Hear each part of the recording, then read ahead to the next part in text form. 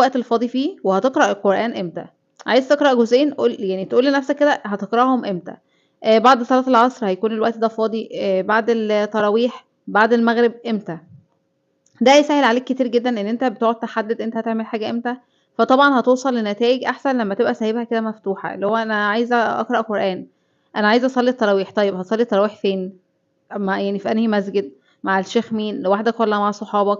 لازم الحاجات دي تقعد تحددها specific علشان تقدر فعلًا توصل لها.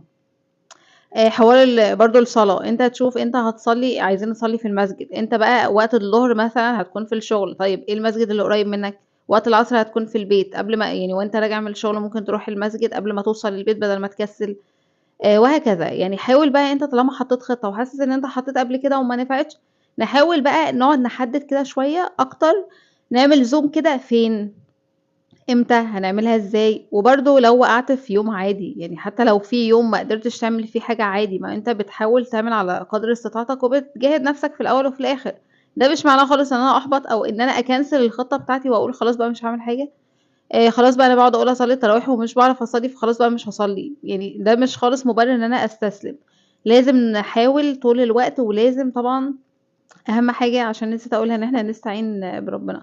أنت شايف إن حاجة صعبة عليك حاول تدعي وتستعين بالله إن أنت تقدر تعملها علشان تكون سهلة، لإن في حاجات كتيرة جدًا بنبقى داخلينها ونحس إنها صعبة جدًا، يعني مش أنا اللي أقدر أعمل ده، وبتعملها وحتى لمّا بتيجي تشوف النتايج أنا يعني سبحان الله عملتها إزاي.